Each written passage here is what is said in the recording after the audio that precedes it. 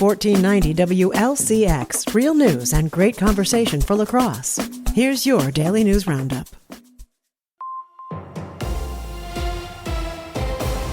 For Civic Media News, I'm Connie Fellman.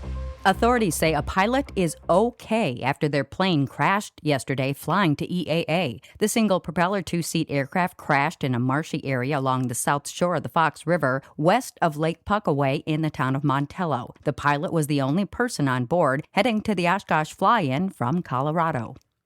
A 13-year-old Amish girl is dead in Sauk County after authorities say a truck hauling a trailer crashed into her buggy. It happened last week in Ironton. Sauk County Sheriff's deputies say the Laval teen was pronounced dead at the scene. The 81-year-old driver of the truck appeared to be unharmed. The sheriff's office noted the buggy had lights and the girl was wearing a reflective vest at the time. The horse pulling the buggy was also not injured. After months of investigating, fire officials say we may never know exactly what caused a massive fire in Green Bay during a record-setting blizzard last March.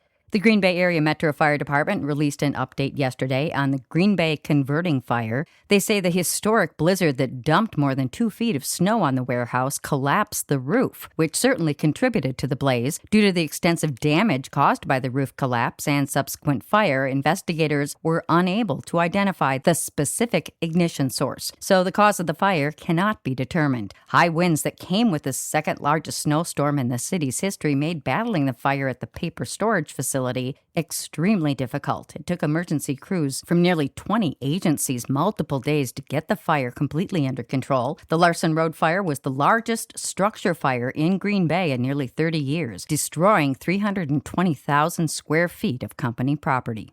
Gas prices are on the rise again after steadily dropping for about a month during diplomatic talks. Civic Media's Melissa Kay has the story. Average gas prices rose 12.2 cents per gallon over the last week, the average in the state on Monday landing at $3.78.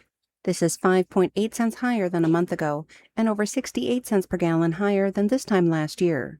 Officials at GasBuddy say the ongoing U.S.-Iran situation continues to weigh on markets, but soon the issue is going to be more about global refining capacity and less about crude oil.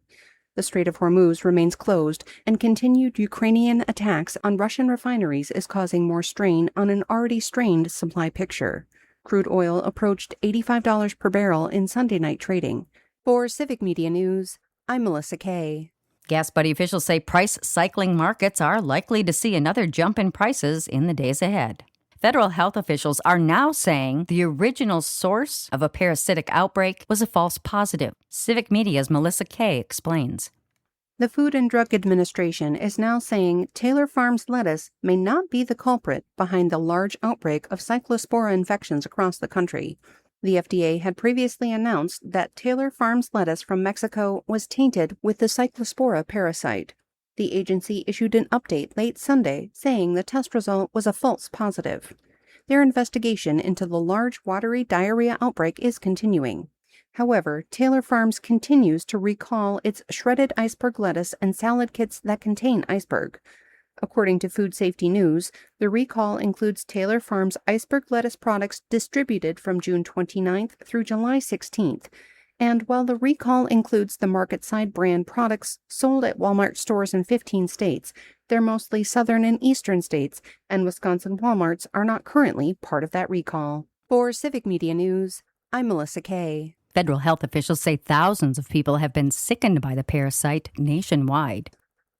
Aviation takes center stage in Oshkosh this week, with thousands of visitors arriving for EAA AirVenture. The governor has proclaimed it Aviation Week in Wisconsin as the event marks its 73rd year. Last year's show drew people from nearly 100 countries and generated hundreds of millions of dollars for local communities.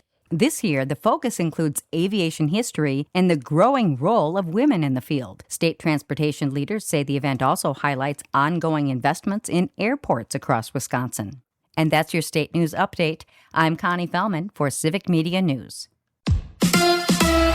A home run for Coop. Hi, I'm Mike Clemens with sports, where the Brewers take on the Mets tonight. Brendan Sproat against the Mets lefty, Zach Thornton. The Crew beat the Mets 8-3 last night thanks to home runs by Andrew Vaughn, Joey Ortiz, and rookie Cooper Pratt, who says he'll always remember he got it off of former teammate Freddie Peralta. That's a cool one to get the first one off of for sure. I don't think I'll ever forget I hit my first one off of. I was there last year in spring training, and he was a pitcher, and I was a position player. I mean, he was super nice. So did a fan in the stands hold on to the baseball? No, it's in my locker. I thought I went in the bullpen. I was like, sweet, we got the ball. And then Shocker came up to me, hey, Coop, I need you to sign a bat real quick.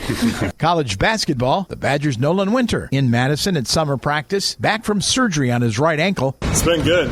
My ankle feels good. Every day, every week, we're progressing more and more with rehab and what I'm able to do. But all in all, the offseason's been really good. I've been in good hands here, and the ankle's feeling good. That's Wisconsin's Nolan Winter with Sports. I'm Mike Clemens.